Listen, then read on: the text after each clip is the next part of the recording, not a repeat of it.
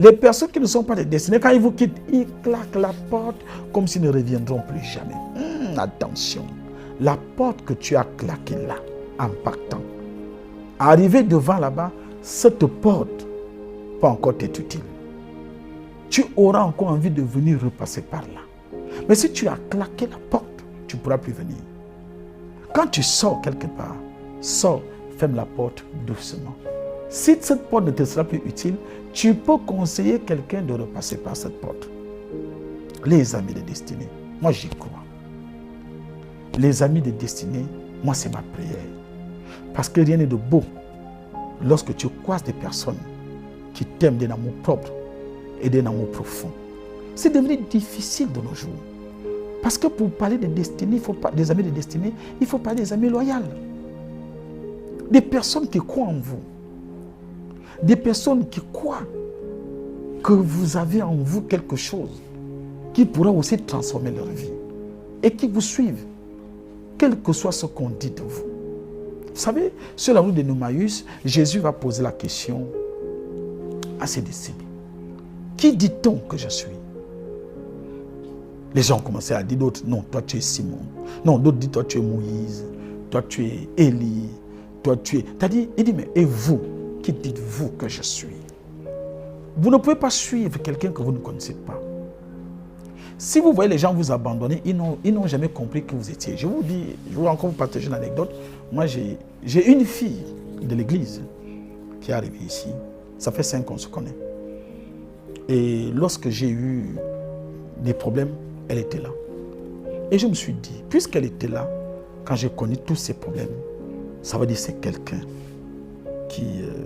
qui m'aime véritablement. Alors, à l'église, j'ai raconté aux gens nos relations. Je l'ai mise en haut. J'ai dit non, ça c'est ma personne. J'ai dit non, elle c'est même pas ma fille, ça c'est un membre de ma famille. C'est quelqu'un vraiment. Et c'était ça l'erreur. Vous savez, il y a des gens qui n'aiment pas que vous puissiez faire des éloges sur eux. C'est-à-dire quand tu commences à faire des éloges sur certaines personnes, ils ont la grosse tête. Et à partir ils vont se dire qu'ils sont au centre de ta vie et que s'ils ne sont pas là, rien ne se fera. Non, quand on fait des éloges sur vous, quand on invente vos mérites, c'est pour montrer aux gens la place que vous occupez dans nos vies. Et c'est ce qui s'est passé avec Dieu et Satan. La Bible nous dit que les enfants de Dieu sont rentrés pour adorer Dieu. Satan aussi est rentré. Mais qu'est-ce que Dieu va faire? Dieu va se vanter des mérites de Job à Satan. Il dit à Satan, d'où tu viens? Et Satan dit de la terre, parcourir la terre. Et qu'est-ce que Dieu dit à Satan? As-tu vu mon serviteur Job? As-tu vu comment il m'honore? As-tu vu comment il est loyal? As-tu vu comment il me sert avec amour? As-tu vu tout ce qu'il fait pour moi? Et Satan, qui est un jaloux, va dire à Dieu, mais tu as rendu Job riche. Il a les plus belles filles de la contrée. Il a tout ce qu'il veut. Il ne peut que être loyal parce que l'homme s'attache à ce qu'il voit. Touche ses biens et tu verras les limites de la loyauté de Job. Et Dieu va dire à Satan, va, mais ne touche pas à sa vie. Même quand Job va tout perdre, même quand Job va perdre même ses enfants, ses sociétés, pire encore, il tombe malade. La femme de Job dit à Job, mais maudit ton Dieu et meurs. Job dit non, je reste attaché à mon Dieu. Je sais qu'il me sauvera. Et quand j'ai fait, vous voyez, quand on fait des éloges, quand on se vante de vous, c'est parce que nous sommes fiers de vous. Isaac, quand il bénit son fils, il dit, le visage de mon fils brille comme le champ que l'Éternel a béni. Il se vante de son enfant. Lorsque les gens se vantent de vous, ils se mettent devant la scène, ils disent, voilà ma fille, voilà mon frère, voilà mon ami. Et lorsque vous arrivez à le décevoir, les abandonner, imaginez la honte, imaginez la déception. Imaginez un peu les gens autour qui ont écouté comment ils vantaient vos mérites.